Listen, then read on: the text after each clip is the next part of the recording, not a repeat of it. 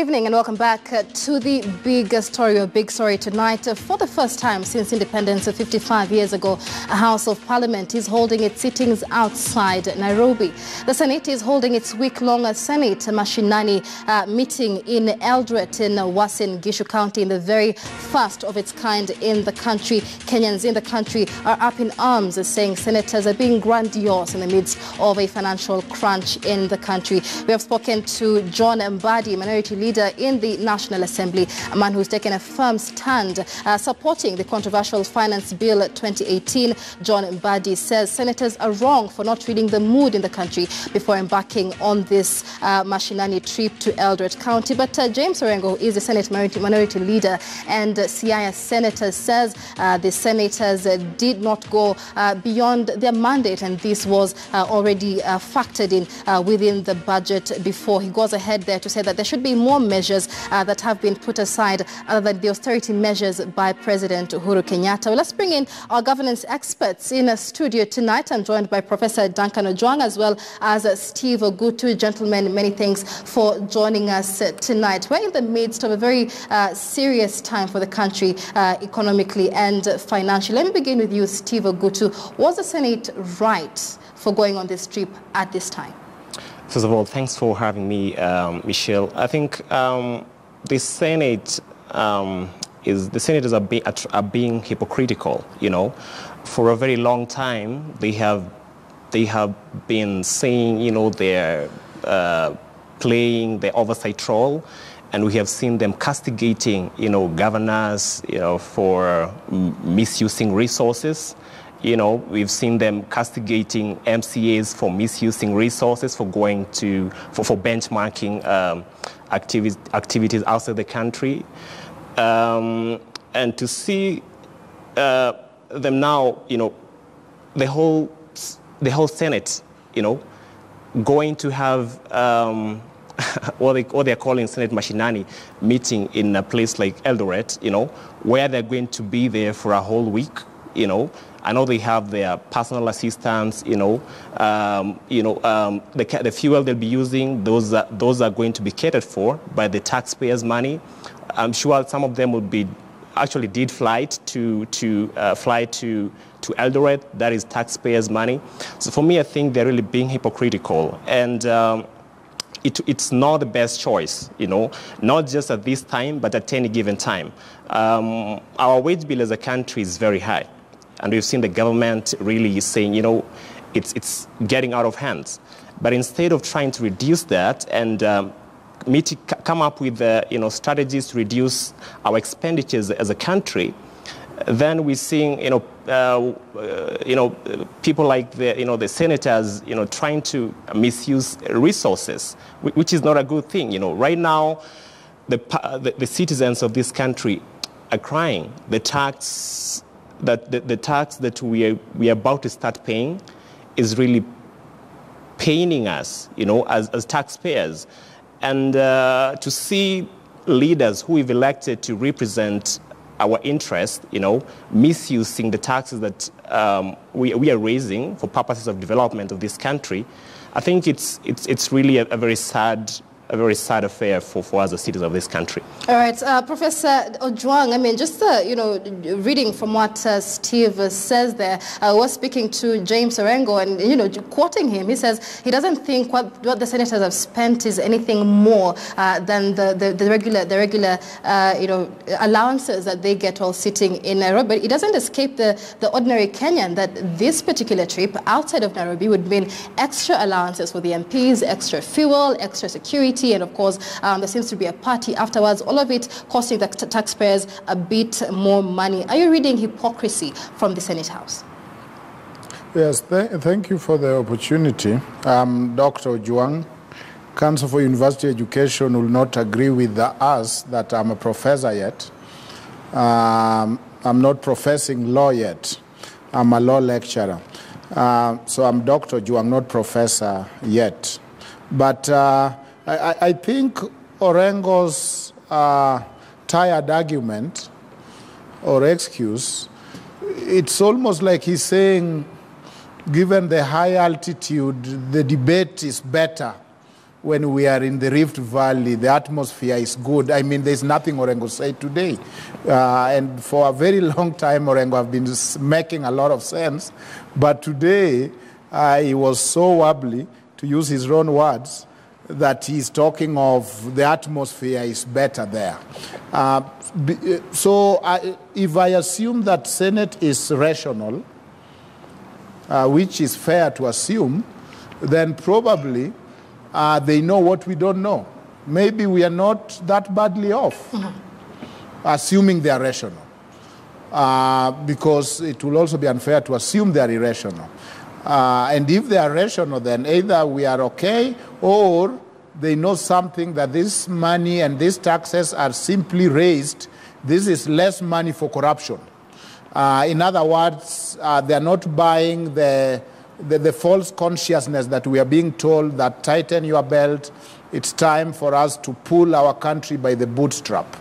They are not buying that. But to share like other Kenyans, it looks like the rule of the forest. The monkey work, the baboons eat.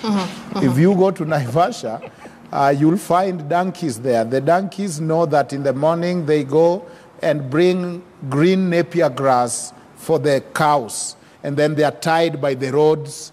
That's where they get their daily. So it is very sad. But I also agree in the bigger picture that there are a lot of wastage that are not as visible as what Senate is doing now, that seem not to be caught.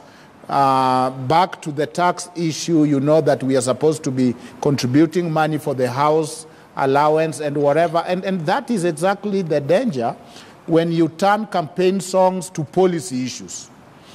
When Jubilee campaign songs of this is what we want to do and this is why you should vote for us turn to be campaign issue that now Kenyans are supposed to lift the burden. So if I'm an employee, and I'm supposed to be giving money every month so that President Uhuru could buy whoever he wants some house, you see. All right, but let's focus, Dr. Ojwang, just a moment on the role of Senate, and this is the role of oversight.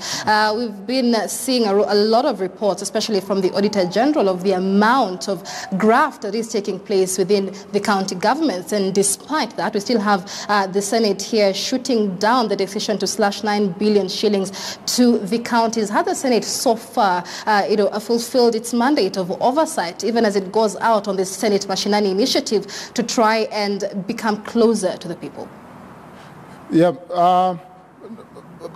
more wastage have been at the national government than the county. I think we need to be fair, and so more money, more taxpayers' money, and so if we have to be mad at something, then it should be the national government before county.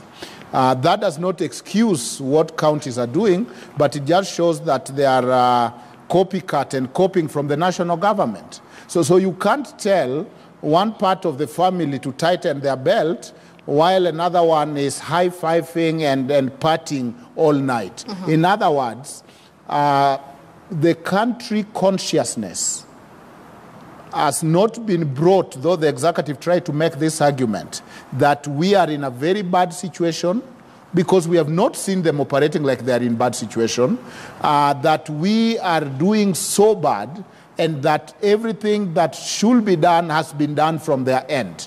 So it will be unfair to argue that counties all they do is waste money, because you know what they have is 15% of the national budget that was lastly audited in 26 years ago.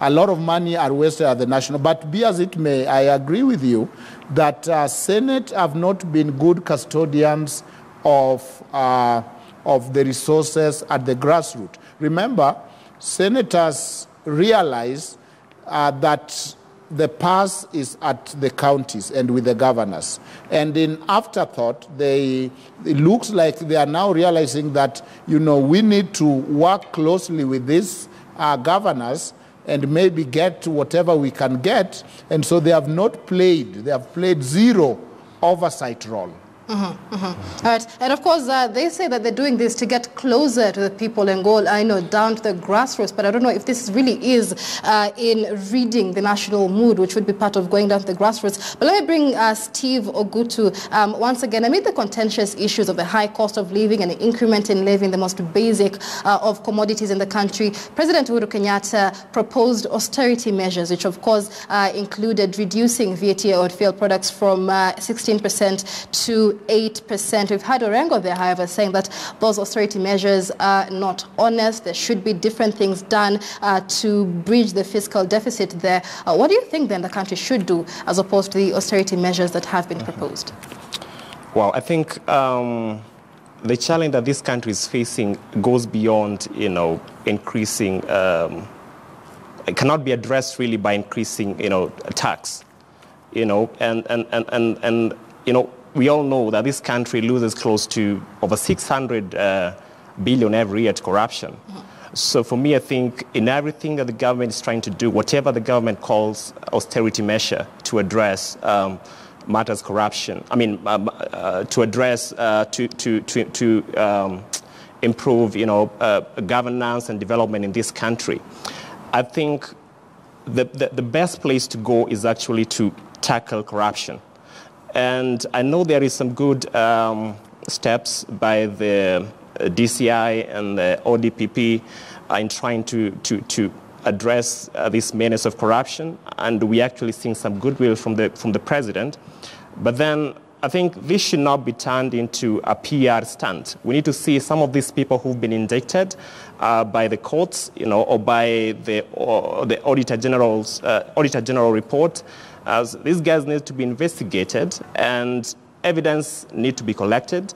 And if they are found guilty, then these people need to actually face the law, so that people know that actually when you've been elected by citizens to represent them, to protect their rights and to be custodian of development in whichever space you've been elected to represent, then you're supposed to protect and advance the public interest, not your personal interest, as opposed to what we are seeing at the moment. I think there is need to have very genuine measures.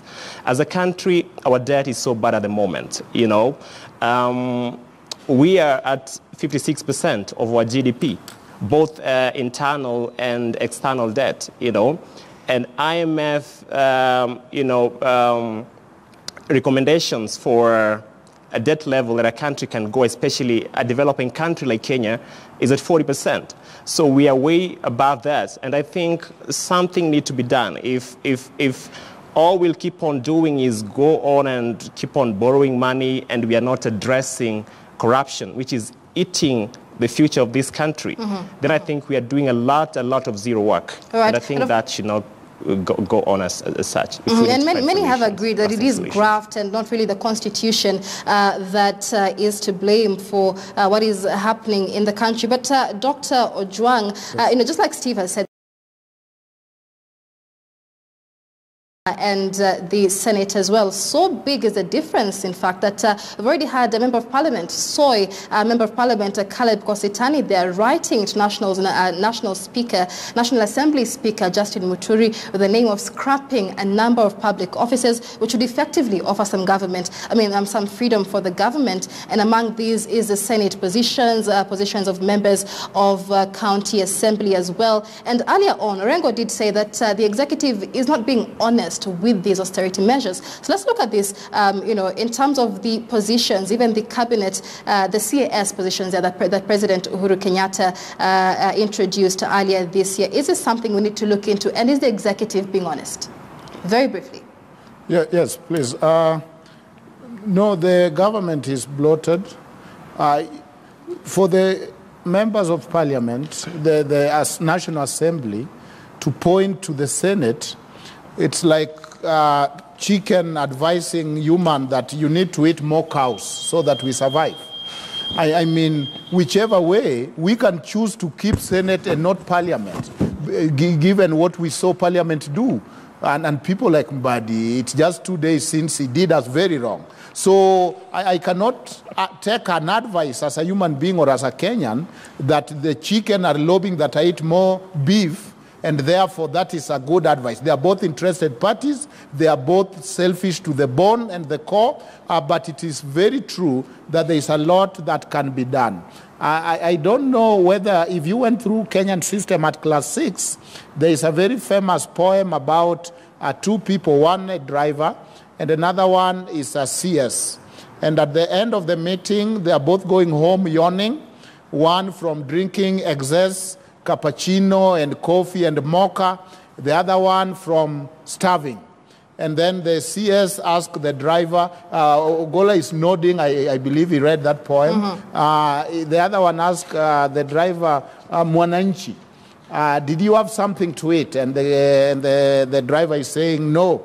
And then they are both yawning, one from overeating, another one from starving. And the CS say these are have to wind up, Dr. Joy. Right, and the CS tells the driver, these are the ulcers we get while building the nation. And the poem is the two-nation builder. So we are all building nation from different sides, and there is no confidence from our leaders to also try to meet us halfway. And it appears Kenyans will suffer for very, very long time. All right, thank you so much for your input, Dr. Duncan Ojwang, who is a governance expert, as well as a governance expert, Steve Ogutu, joining us in studio to discuss the Senate and the money Senate embarks on its first ever Senate Mashinani initiative in Eldoret, Uasin Gishu County. That is the big story. Many thanks for joining us. My name is Michelle Ngele Odhiambo. Good night.